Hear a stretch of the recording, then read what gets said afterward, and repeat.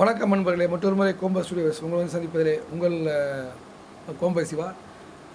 மிகவும் சந்தோஷமாக இருக்கிறது. அடுத்தடுத்த வீடியோக்கள் நல்ல ஒரு வரவேற்பை பெற்றுக்கொண்டு இருக்கும் இத்தருவாயில் அழகாக அடுத்த ஒரு வீடியோ புறா பற்றி ஏற்கனவே நான் சொன்னது போல கோம்பை நாயங்கிற குட்டிகளை எப்படி தேர்ந்தெடுக்க வேண்டும் என்ற போன வீடியோவில் நான் சொல்லியிருப்பேன். வரப்போகிறது முக்கியமாக பார்த்தீங்கன்னா இந்த ஒரு தொகுப்பாகத்தான் இருக்க போது. ஒரு புறாக்களை பற்றின ஒரு ஹை ஃப்ளையர்ஸ் என்று சொல்லக்கூடிய மிகவும் உயரத்திலே பறக்கக்கூடிய புறாக்களை பற்றின அழகான தகவல்கள் எல்லாம் வந்து கொண்டே இருக்க போகிறது. ஒரு 5-6 எபிசோடுகள் இது அது புறா பற்றின ஒரு எபிசோடாக இருக்கும். அது கூட நீங்கள் எந்த அளவுக்கு ஒரு வரவேற்பை தந்து அந்த புறா வீடியோக்களுக்கெல்லாம் முக்கியத்துவம் தருகிறீர்களோ, இந்த ரேஸ் புறாக்கள் என்று சொல்லக்கூடிய இந்த பந்தய புறாக்களுக்கு முக்கியத்துவம் தரப்போகிறீர்களோ அந்த அளவுக்கு அது எபிசோடு வந்து கொண்டே இருக்க போகிறது. இது முதல் புறாக்களின் முதல்ல இருக்கக்கூடிய அந்த ஒரு எப்படி நம்ம தேர்ந்தெடுக்க வேண்டும். ஒரு ஒரு சாதா என்று சொல்லக்கூடிய அந்த ஒரு தௌடார் என்று சொல்லக்கூடிய அந்த புறாக்கள் முதல்ல எப்படி தேர்ந்தெடுப்பது, கருணை பற்றி நம்ம அடுத்த ஒரு இதில் தொகுப்பில் பார்க்கலாம். இப்போ சாதா புறாக்கள் எப்படி இருக்க வேண்டும் அதை பற்றின தொகுப்பு. அழகாக பார்த்தீங்கன்னா அந்த சப்ஜா கலரில் பார்த்தீங்கன்னா நீங்கள் சாம்பல் கலரில் இருக்கக்கூடிய நிறங்கள் பார்த்தீங்கன்னா மிகவும் முக்கியத்துவம் வாய்ந்த நிறங்கள்.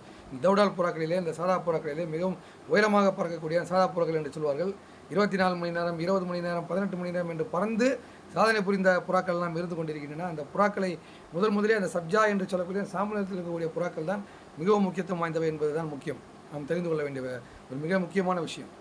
அது பார்த்தீங்கன்னா மிகவும் தொலைவில் மேலே ஏறி பறக்க அதனுடைய பார்வை பார்த்தீங்கன்னா ரொம்ப ஐசைட் ரொம்ப ஷார்ப்பாக கரெக்டாக அந்த லேப்ட்டுக்கிட்ட இருக்கும். லேப்ட்டில் எத்தனை ஒரு 18 மணி நேரமாக 20 மணி நேரமாக எத்தனை மணி நேரம் இருந்தாலுமே அதை அழகாக முடித்து கொண்டு அழகாக அந்த லேப்ட்டில் அமரக்கூடிய இந்த சாதா புறாக்கள்லாம் இன்றைக்கி பந்தயத்தில் ஜெயித்து கொண்டிருக்கின்றன. 18 மணி நேரம், 20 மணி நேரம், 22 மணி நேரம் என்று சொல்லி அழகாக ஜெயித்து கொண்டிருக்கும் புறாக்கள்லாம் இருக்கின்றன, பந்தய புறாக்கள்லாம் இருந்து கொண்டிருக்கின்றன. ஆகவே அதை நாம் எப்படி பார்க்க வேண்டும், இப்பொழுது நம்ம பார்த்து தேர்ந்தெடுக்க வேண்டும் என்றால் குட்டிகளில் அந்த சின்ன விடைகளில் நம்ம தேர்ந்தெடுக்க முடியாது. அருமையான ஒரு சாதா விடைகளை எல்லாம் நாம் தேர்ந்தெடுக்க முடியாது. காரணம் என்னவென்றால் நம்மிடமே பிரீடாகி குஞ்சுகள் பொறித்திருந்தால் நமக்கு தெரியும் தாய் தகப்பன் எப்படி இருக்கிறதோ, அந்த தாய் தகப்பன் எப்படி பறந்ததோ அதற்கு ஈடாக இந்த குஞ்சுகள் பறக்கும் என்று நாம் சொல்லிவிடலாம். நீங்கள் வெளியே இருந்து இந்த விடைகளை வாங்கி கொண்டு வந்தால் மிகவும் நுண்ணிய ஒரு அடையாளங்கள்லாம் வச்சு தான் அதை கண்டுபிடிக்க முடியும். ரொம்ப கஷ்டம். ஆனால் ஒரு விடைகள்லாம் நம்ம வாங்கி வளர்க்கணும்னா அந்த விடைகளை வாங்கி கொண்டு அந்த ஒரு 2 கல்லி 1 கல்லி 2 கல்லி என்று சொல்வார்கள்.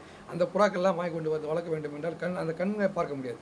இந்த ஐசைட் பார்த்து தான் ரொம்ப கஷ்டம் பார்த்து நம்ம கண்டுபிடிக்கிறது. கண் சர்க்கிளில் தான் உங்களுக்கு முக்கியமாக அந்த சாதா புறாக்களின் தன்மையை நம்ம கணிக்க முடியும். கண்களில் கணிக்க முடியும். அதுபோலவே ரெக்கைகளை கணிக்க முடியும். அது போன்ற வாள்களில் கவனிக்க வேண்டும். அதுவும் அது எல்லாமே பார்த்தீங்கன்னா இந்த சப்ஜா இனங்களிலே அதுபோல் வெள்ளை, அது போன்ற இந்த கருப்பு வால் கருப்பு ஜாக் என்று சொல்வார்கள், வால் கருப்பு சீனி என்று சொல்வார்கள். அதே போல் ஜாக் என்றால் கருப்பு நிறங்கள். இப்படி போன்ற புறாக்கள் தான் இன்றளவுமே சாதனை புரிந்து கொண்டு அழகாக பறந்து கொண்டிருக்கின்றன என்பது எல்லா புறா ரசிகர்களுக்கும் தெரிந்த விஷயம். ஏனென்றால் இந்த மாதிரி புறாக்கள் தான் பயணத்தில் ஜெயிக்கும். அதோடைய சர்க்கிள்லாம் பார்த்தீங்கன்னா நல்ல ஒரு சின்ன மொழியாக இருக்கும். அந்த ஒரு கருப்பு பாப்பை என்று சொல்லக்கூடிய இந்த கருப்பு பாப்பை உள்ளே இருக்கக்கூடிய அந்த கருப்பு பாப்பையாகப்பட்டது மிகவும் துல்லியமாக சின்னதாக இருந்தால் அந்த புறாக்கள் கண்டிப்பாக நம்ம சர்டிஃபிகேட்டே கொடுத்தலாம். அது நன்றாக பறக்கும். அது எப்போ பார்க்க முடியும்னா ஒரு 6 கல்லி 7 கல்லி புறாக்களில் தான் அந்த ஒரு தெரிய வரும். 7 கல்லி தாண்டி விட்டால் தான் அந்த புறாக்களின் அந்த அம்சம் தெரியும். அது வரையிலுமே தெரியாது. விடைகளாக இருக்கும்பொழுது சின்ன குஞ்சுகளாக இருக்கும்போதெல்லாம் கண்டுபிடிச்சி ரொம்ப கஷ்டம். மேக்ஸிமம் ஒரு 8 கல்லி ஆகிடுச்சா புறாவை நம்ம கெஸ் பண்ணலாம். இந்த புறா கண்ணை பார்த்து சொல்லலாம், அதுபோல வாழை பார்த்து சொல்லலாம். வாள்களின் அந்த ஒரு தடிமன் எப்படி இருக்கிறது, ஒரு தின்னாக இருக்கிறதா அல்லது ஒரு விடைந்து ஒரு பரப்பளவிலே இருக்கின்றதா. பரப்பளவு புறாக்கள் எல்லாம் திருட்டு புறாக்கள்னு சொல்லுவார்கள். எங்கன்னா போய் கால் போட்டுரும், எங்கன்னா போய் டெரஸில் பக்கத்து வீடுகளில் போய் நம்ம லாப்பில் அமராது. ஆனால் பார்த்தீங்கன்னா இந்த ஒத்தை என்று சொல்லக்கூடிய இப்படி ஆடும்போது இப்படி தான் இருக்கணும், ஸ்ட்ரைட்டாக இருக்கணும், இப்படி இருக்கக்கூடிய அந்த வாழை பார்த்தா இப்படி ஆடும்போது இப்படி ஸ்ட்ரைட்டாக நிற்கணும் வால். அந்த மாதிரி தின்னாக இருக்கக்கூடிய புறாக்கள் எல்லாம் அழகாக கண்டிப்பாக ஒரு நல்ல ஒரு தோரணையில் பறக்கக்கூடிய புறாக்கள். அதுபோலவே இந்த ரெக்கைகள்லாம் பார்த்தீங்கன்னா மிகவும் சுவாரஸ்யமாக அழகாக இருக்கும். ஒரு பிராடாக இருக்கும், விரிவடைந்து இருக்கும். அதெல்லாம் பார்த்தீங்கன்னா ஓரளவுக்கு நல்லா பறக்கக்கூடிய புறாக்கள். மெலிசா பனவோலை மாதிரி இருந்ததுன்னா அது அந்தளவுக்கு பறக்காதுன்னு சொல்லுவாங்க. ஆகவே நண்பர்களே, அடுத்த ஒரு நல்ல ஒரு வீடியோவில் உங்களை மறுபடியும் சந்திப்பதில் நான் காத்திருக்கிறேன். நீங்களும் எனக்காக காத்திருங்கள். இந்த புறாவின் தொடர்ச்சியாக கருணை புறாவை பற்றின ஒரு விஷயங்களை எல்லாம் அடுத்த ஒரு வீடியோவிலே நாம் செய்ய இருக்கிறோம். ஆகவே சப்ஸ்கிரைப் செய்து கொண்டு ஸ்கிப் செய்யாமல் கடைசி வரையும் பார்த்து என்னை ஊக்குவியுங்கள், சப்போர்ட் பண்ணுங்கன்னு சொல்லிவிட்டு நல்ல வீடியோக்களை முடித்துக் கொள்கிறேன். அடுத்த ஒரு வீடியோ சந்திப்போம். நன்றி, வணக்கம்.